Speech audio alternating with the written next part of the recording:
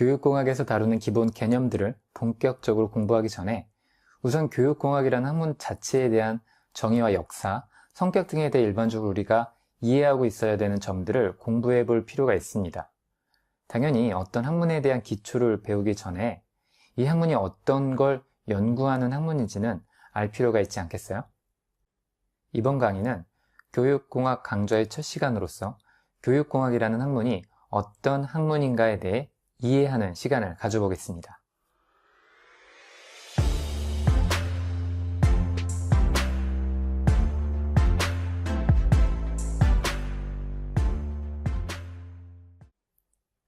저는 교육공학이라는 학문에 대해서 처음 들었을 때 아주 신선한 느낌을 받을 수 있었어요. 교육공학은 교육이라는 것과 공학이라는 두 개의 개념이 합쳐진 거잖아요. 그래서 전 처음에 이 학문에 대해서 들었을 때 뭔가 최첨단 기술을 가지고 교육을 하는 것이라고 기대했었습니다. 교육학은 전통적으로 문과 베이스의 학문인데 여기에 공학이라는 단어가 붙어 있기 때문에 뭔가 공대스러운 어떤 것이 교육과 융합된 것이 아닌가 하는 생각을 했거든요. 그래서 교육공학이란 학문은 다른 교육학 계열 학문보다 뭔가 더 있어 보였다고 할까요? 그런데 실제로 제가 이 교육공학 학문을 전공하고 많이 공부해 보니까 제가 처음에 생각했었던 것들과는 차이가 좀 많더라고요. 최첨단 기술을 교육 맥락에서 개발하고 그런 공대스러운 학문은 아니었고요. 교육공학도 여전히 문과 베이스의 학문이었어요. 그리고 교육공학 전공하신 분들은 최첨단 기술과는 안 친하신 분들이 대부분이에요. 컴맹들이 아주 대부분입니다.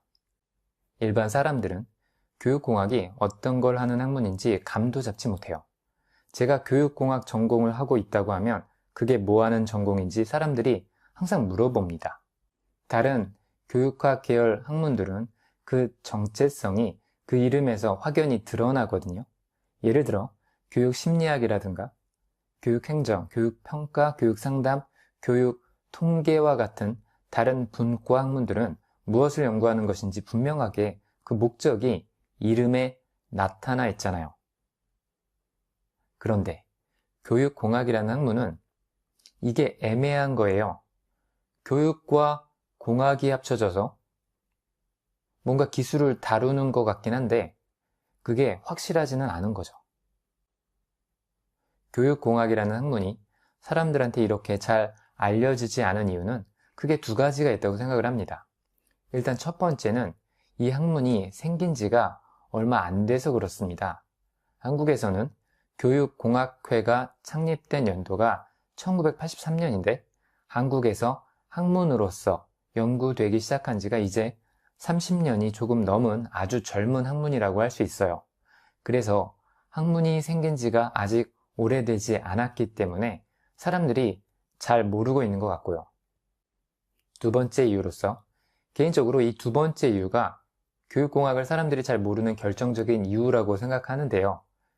그건 교육공학을 하는 학자들 중에 유명한 사람이 없어서 그래요.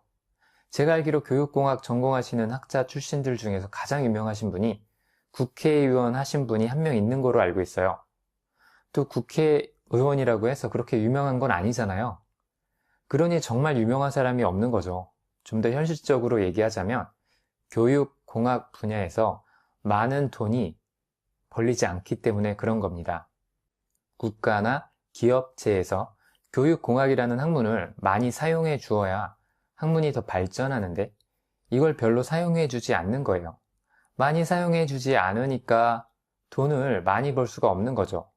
어떤 분은 학문 연구 분야에 돈이 그렇게 중요한가라고 생각하실지도 모르겠지만 직접 대학원에서 어떤 학문을 전공해 보시면 아실 거예요. 돈은 굉장히 중요한 문제입니다. 돈이 많으면 더 많은 연구를 할 수 있고 더 많은 사람들이 뭔가를 만들어낼 수 있어요. 학문이라고 손가락만 빨면서 연구하는 건 아니잖아요.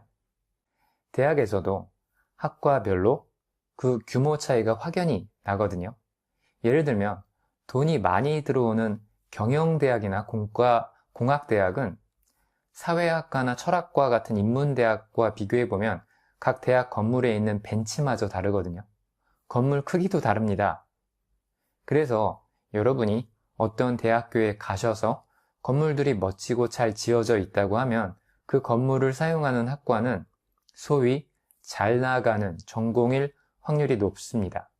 그런데 철학과나 사회학과 같은 대학 건물을 한번 가보시면 건물들이 별로 멋있지가 않거든요. 학문들도 자본을 따라가는 겁니다. 그래서 어떤 학문 분야가 잘 나가려면 결국은 돈을 많이 벌어야 합니다. 인기가 있어서 그 학문이 잘 팔려야 되는 거예요. 저 개인적으로는 교육공학이라는 학문을 무척 매력적인 학문이라고 생각합니다만 이 매력적이고 멋진 학문으로 많은 부가가치를 생산해내지 못하는 것은 개인적으로는 교육공학 전공하시는 교수님들의 책임이라고 생각해요. 교육공학이라는 멋진 학문을 통해서 멋진 것을 생산해내거나 혹은 한국 교육의 고질적인 문제들을 해결할 수 있는데 그런 활동을 하지 않거든요. 교육공학이 아무리 멋지고 매력적인 학문이라고 해도 사람들이 사용해주지 않으면 교육 현장에 적용되지 않으면 아무 소용이 없잖아요. 저는 대학원에서 교육공학을 전공하면서 이런 점이 좀 아쉬웠기 때문에 잠깐 말씀드렸고요. 여러분은 교육공학 기초 개념을 학습해야 하는 입장이시니까 교육공학 지식들을 잘 이해하셔서 실제로 여러분이 나중에 일하시게 될 교육 현장에서 잘 활용하시기를 바라면서 교육공학에 대한 이야기를 본격적으로 해보겠습니다. 우선 교육공학의 정의부터 시작해보죠. 교육공학의 정의는 미국의 교육공학회에서 비교적 최근인 2008년에 다음과 같이 정의하였습니다. 같이 한번 보실까요? 교육공학의 정의는 적절한 공학적 과정과 자원을 창출하고 활용하며 관리하여 학습을 촉진하고 수행을 향상시키려는 연구와 윤리적 실천이다 라고 되어 있습니다. 개인적으로는 교육공학에 대한 정의를 괜찮게 잘 내린 것 같아요. 교육공학을 연구하는 많은 학자들이 이 짧은 정의를 만들기 위해 엄청나게 고민했을 거라고 추측할 수 있습니다. 정의를 잘 만들었거든요. 첫 번째로 이 정의에서 확인해야 되는 부분은 교육공학에 해당하는 영어 용어입니다. 교육공학에 해당하는 영어 용어가 이 정의에 의하면 뭐죠? 네, Educational Technology라고 하죠. 공학에 해당하는 영어 단어가 테크놀로지인 거예요. 왜 영어 단어인 테크놀로지를 공학으로 번역했을까요?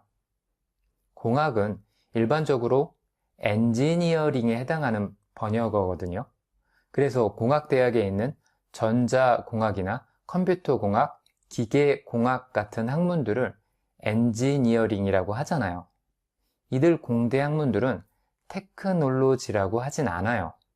엔지니어링이라고 하거든요. 그런데 교육공학은 테크놀로지를 공학으로 번역했단 말이에요. 제가 말씀드리고 싶은 것은 이런 번역엔 문제가 있다는 점이에요. 영어로는 테크놀로지라고 했기 때문에 테크놀로지라는 개념으로 이해가 되거든요. 그래서 이해가 잘 된단 말이에요. 그런데 한국어에선 공학이라고 해버리니까 이해가 잘 안 되는 거예요. 왜냐하면 공학은 전자공학, 기계공학 이런 것들과 어울리거든요. 그런데 교육공학은 그런 공학이 아니란 말이에요. 저는 학부에서 컴퓨터공학을 전공했기 때문에 이 점을 굉장히 확신을 가지고 말씀드릴 수 있어요. 컴퓨터공학에서의 공학과 교육공학에서의 공학은 굉장히 다른 교집합이 없는 개념이라고 말씀드릴 수 있어요. 그래서 교육공학은 엔지니어링이 아니라 테크놀로지예요. 서두에서 일반 사람들이 교육공학이란 학문에 대해 처음 들었을 때 오해하게 되는 것은 교육공학에 쓰인 공학이라는 단어가 사람들로 하여금 오해하게끔 만들고 있기 때문에 그렇습니다. 사람들은 공학에 대해 들을 땐 엔지니어링을 생각하거든요. 이런 맥락에서 봤을 때 교육공학은 용어를 잘못 번역한 거죠. 그럼 영어 단어인 테크놀로지는 보통 한국어로 어떻게 번역하나요? 보통 기술이라고 번역을 하죠. 그래서 Educational Technology를 한국어로 직역하자면 교육 기술이 맞아요. 그런데 교육 기술이라고 번역하려고 하니까 한국의 교육공학 학자들은 그 번역어가 마음에 안 들었던 거예요.